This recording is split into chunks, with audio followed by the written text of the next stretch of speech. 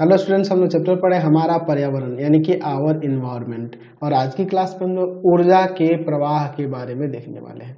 ऊर्जा का प्रवाह, ऊर्जा का प्रवाह।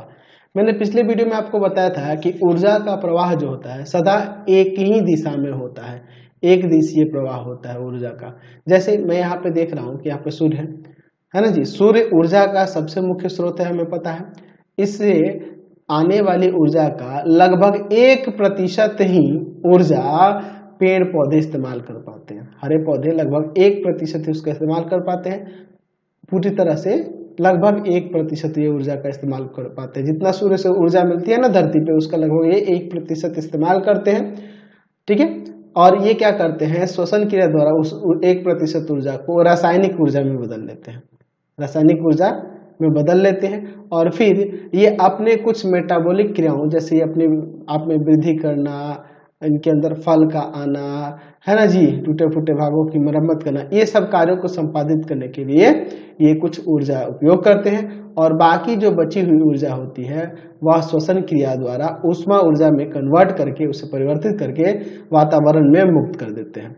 और अंदर जो इनके अंदर जो ऊर्जा बच गई वो ऊर्जा ये अपने उत्तकों में संचित रखते हैं। और उस ऊर्जा का उपयोग, उस ऊर्जा का उपयोग कौन करेंगे, ये जो इसके कंज्यूमर होंगे, प्राथमिक उपभोक्ता होंगे, वो प्राथमिक उपभोक्ता उस ऊर्जा का उपयोग करेंगे। प्राथमिक उपभोक्ता उस ऊर्जा का उपयोग करेंगे, इसको खाएंगे तो इनको वो ऊर्जा मिलेगी। ठीक है जी, है ना। ये ऊर्जा इसके पास आएगी, फिर प्राथमिक उपभोक्ता से जो प्राप्त ऊर्जा है फिर ये अगले द्वितीय उपभोक्ता को, फिर तृतीय उपभोक्ता को, इस तरह से। और इन सब के मरने के उपरांत जो ऊर्जा प्राप्त होगी वो अपघटनकर्ता को प्राप्त होगी। उनको क्या करेंगे, डिकम्पोज करके ये अपना भोजन वहां से ग्रहण कर पाएंगे। और फिर ये ऊर्जा जो होगी यहाँ से कुछ गैसी जैसे नाइट्रोजन, ऑक्सीजन, ये सब चीजें जो होंगे वातावरण में चले जाएंगे। और ये सभी मिट्टी में अपघटित होकर, मिट्टी में इनके जो डेड शरीर है अपघटित होकर वो क्या होंगे, मिट्टी में मिल जाते हैं। और फिर वहां से उस मिट्टी से ऊर्जा प्राप्त करेंगे हरे पेड़ पौधे, है ना जी, नाइट्रोजन, है ना जी, वहां से ग्रहण करेंगे। और फिर यही क्रियाएं रेगुलर ऐसे चलते रहती है। ठीक है। यहाँ पे हम लोग ऐसे कर सकते हैं कि एक हरे पौधे को जब कोई शाकाहारी जंतु खाता है तब उसे क्या मिलती है जी, इस हरे पौधे में संचित ऊर्जा उसे प्राप्त होती है। ठीक है, इस जंतु को प्राप्त होती है, जंतु में चली जाती है, प्राथमिक उपभोक्ता में चली जाती है। और फिर इस ऊर्जा का एक अंश फिर ये अपने क्रियाओं को संपादित करने के लिए करेगा और बाकी सारी ऊर्जा अगले भाग में। इस तरह से ये ऐसे ही प्रोसेस चलते रहता है ना जी। ये निरंतर ऐसे ही इन सबसे प्राथमिक से द्वितीय, द्वितीय से तृतीय, और ऐसे सभी पोषीय स्तरों पर होता है। समझ गए। तो आप इसमें लिख सकते हैं, यहाँ पे लिख सकते हैं कि जीव मंडल में ऊर्जा का मूल स्रोत सौर ऊर्जा है। सौर ऊर्जा है। पृथ्वी तक पहुंचने वाले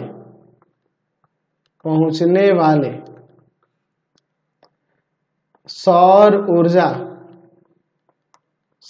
ऊर्जा के एक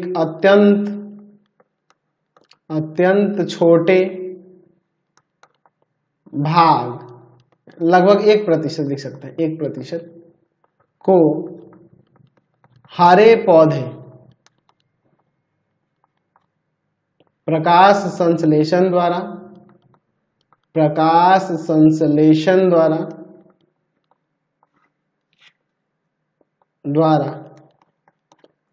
रासायनिक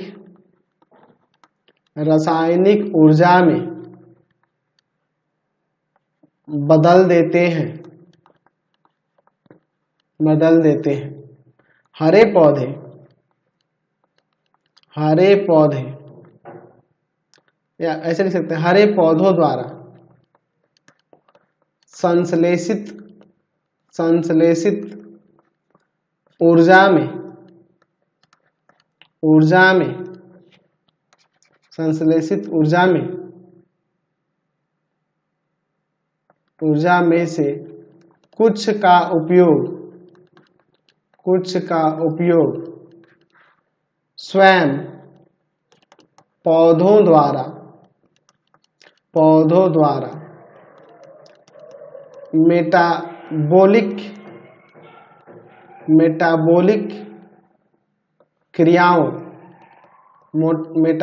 क्रियाओं के संपादन में हो जाता है तथा कुछ मेटाबॉलिज्म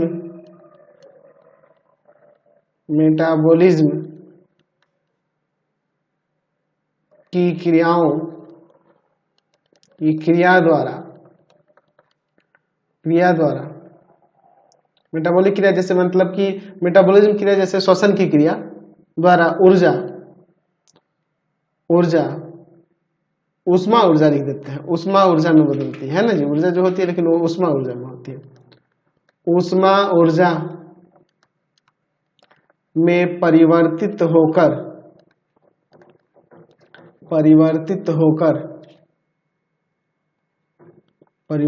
होकर वातावरण में मुक्त हो जाते हैं या मुक्त हो जाती है। शेष ऊर्जा रासायनिक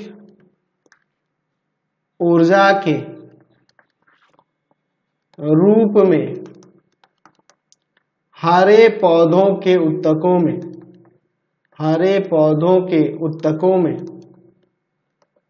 उत्तकों में संचित रहती है। यही ऊर्जा उपभोक्ताओं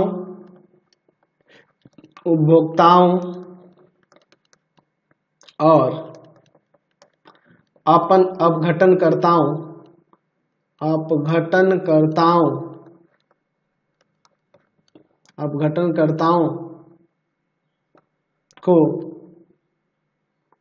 को उपलब्ध होती है ना जी। अब हम इसमें ऐसे भी लिख सकते हैं कि ऐसे हरे पौधे, या फिर ऐसे लिखते हैं सिंपल, हरे पौधों को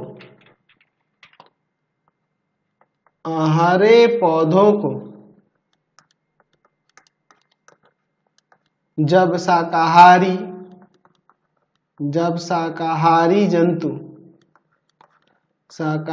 जंतु खाते हैं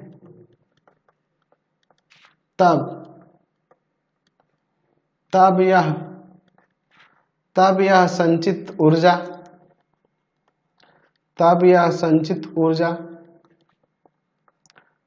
स्थानांतरित होकर इन जंतुओं में चली जाती है। किसमें? प्राथमिक उपभोक्ता के, या फिर यहाँ पे लिख सकते हैं है ना जी, यहाँ पर लिख सकते हैं प्राथमिक उपभोक्ताओं में चले जाते हैं, स्थानांतरित होकर प्राथमिक उपभोक्ता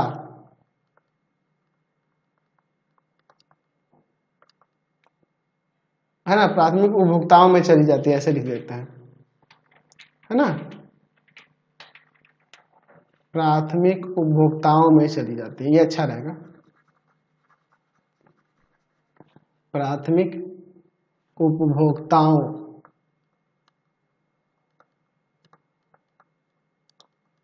में चली जाती है। ठीक है, तो फिर उसके बाद क्या होता है, इस ऊर्जा का एक अंश फिर मेटाबॉलिक क्रियाओं में खर्च होता है। किसके द्वारा? प्राथमिक उपभोक्ता द्वारा खर्च होता है तथा एक अंश, एक हिस्सा ऊष्मा ऊर्जा के रूप में मुक्त होता है तथा शेष ऊर्जा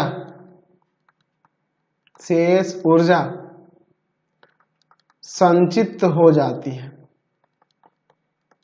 और यही प्रोसेस आगे भी चलता है, यही क्रिया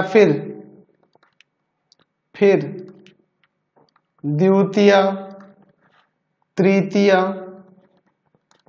और शेष सभी पोषी स्तरों पर होती है। समझ गए? तो ये हमेशा ऐसे चलता रहा। तो इन सब चीजों से हम लोग यहाँ पे निष्कर्ष निकाल सकते हैं कि आहार श्रृंखला के प्रत्येक पोषी स्तर में जो कुल ऊर्जा होती है उसका 10% ही ऊर्जा स्थानांतरित होती है, यानी कि एक पोषी स्तर से दूसरे पोषी स्तर में जाती है।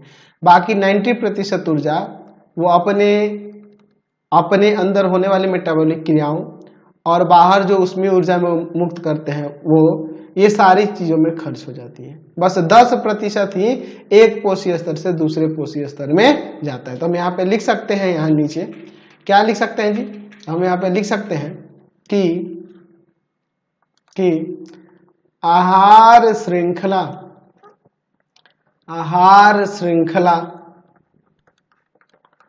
के प्रत्येक पोषी स्तर पर कुल ऊर्जा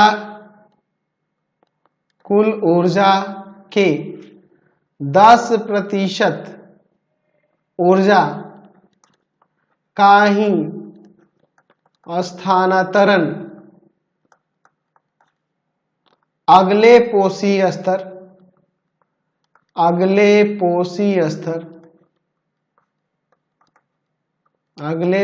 स्तर को हो पाता है तथा शेष 90% ऊर्जा का व्यवहार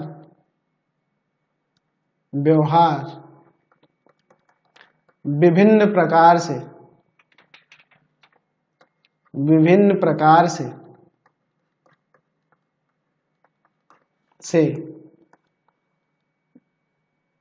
हो जाता है।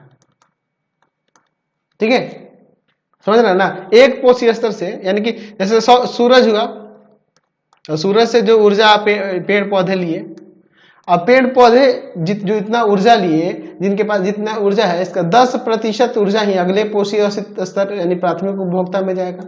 ये जितना ऊर्जा लिए उसका लगभग 10% अगले पोषी स्तर में जाएगा, यानी कि द्वितीय उपभोक्ता में जाएगा। फिर उसका 10% जितना ऊर्जा है इसके पास संचित है, उसका 10% ही ऊर्जा इस अगले पोषी स्तर को जाएगा।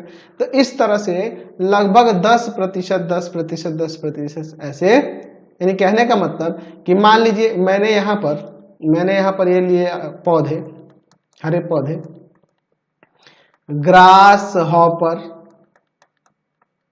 यहाँ पे ले लिया मेढक और यहाँ ले लिया सांप।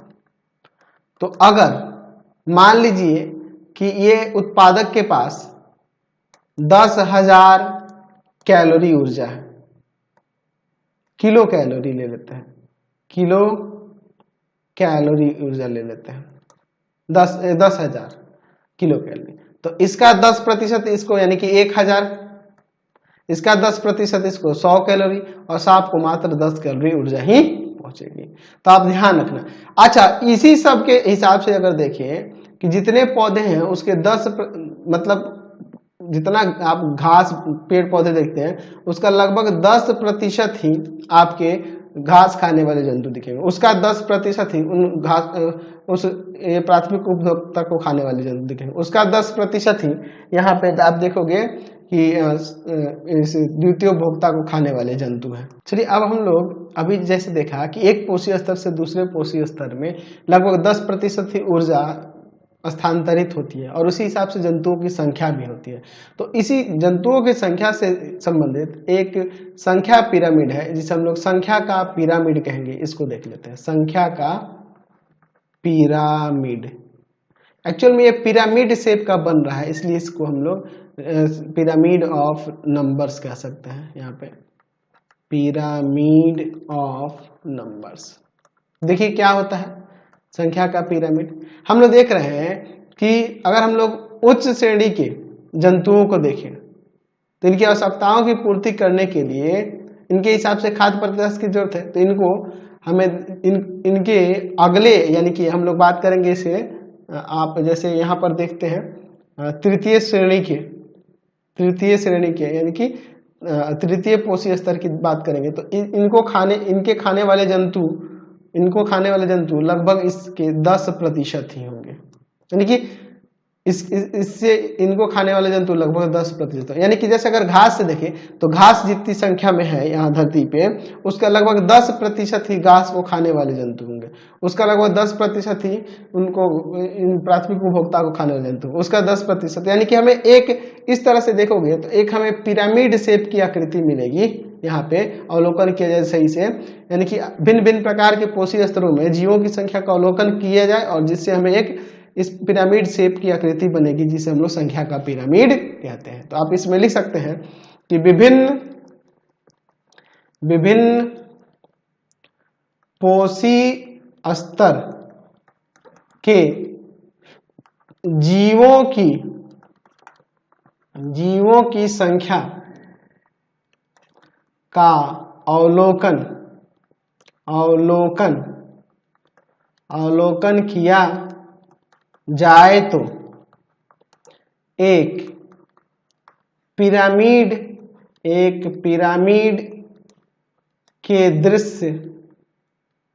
पिरामिड के सदृश ऐसे कर लेते हैं, मतलब पिरामिड जैसी आकृति बनती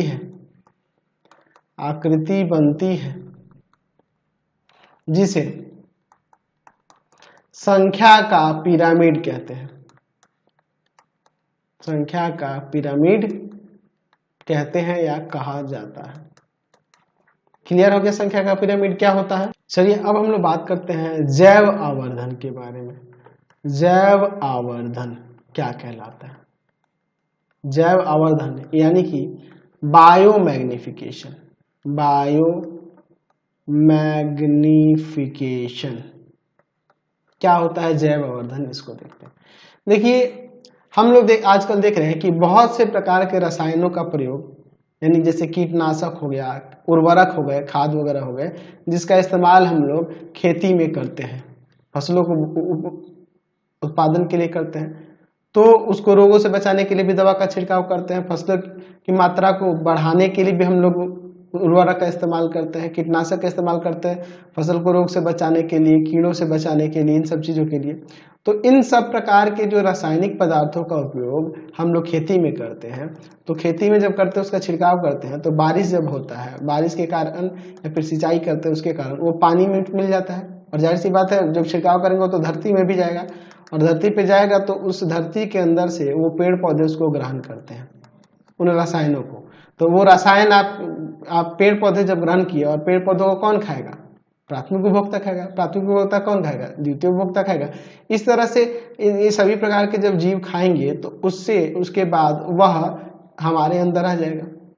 और जाहिर सी बात है हम लोग भी बहुत सारे पेड़ पौधे पर निर्भर है, जैसे हम लोग गेहूं, आटा, है ना जी, दाल वगैरह सब इस्तेमाल करते हैं। तो क्या होता है, हम लोग पौधे से ही ना प्राप्त करते हैं जी, तो वो पौधे से जो प्राप्त अनाज है उसको आप खा रहे हैं, उस अनाज में भी तो वो चीज आ गया ना जी। तो जो ये आप जैव अनिम्नीकरणीय पदार्थ देख रहे हैं, यानी कि उर्वरक हुआ, कीटनाशक हुआ, ये सब आपके पोषी स्तर में बढ़ने लगा, और इसी क्रिया को हम लोग जैव आवर्धन कहते हैं।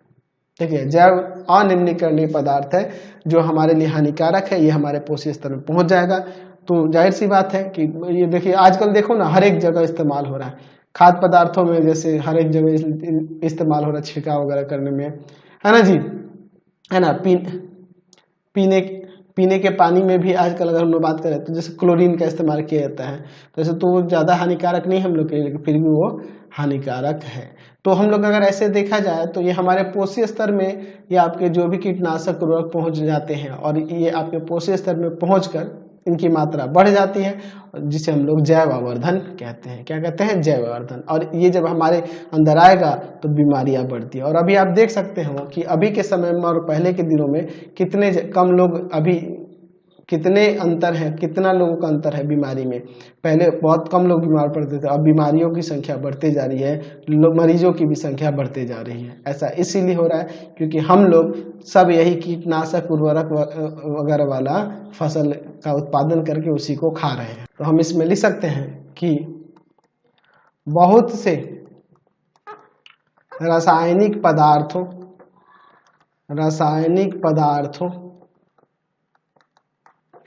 का उपयोग फसलों की उत्पादकता बढ़ाने एवं इन्हें रोगों से बचाने के लिए किया जाता है। आहार श्रृंखला द्वारा ये रसायन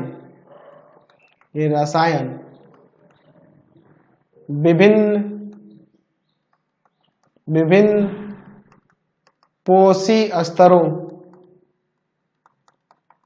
से अंततः मानव शरीर में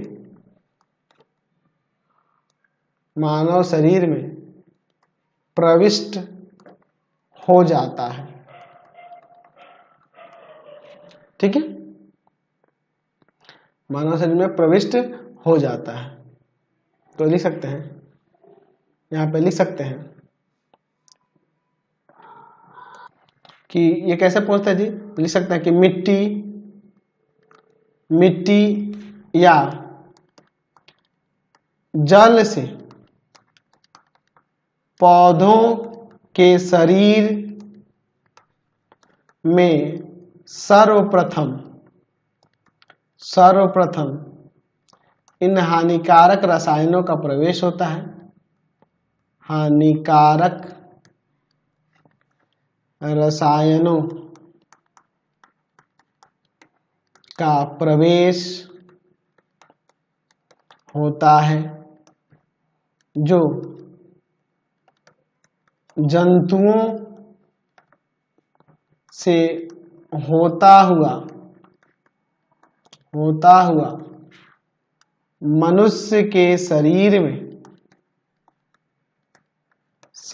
में आता है। इस क्रिया के दौरान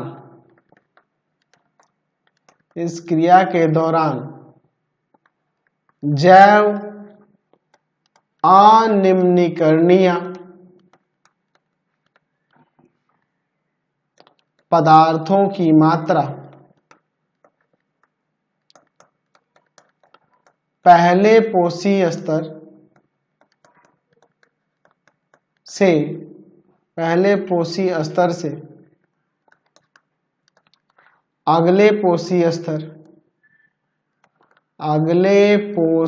स्तर में क्रमशः बढ़ती जाती है।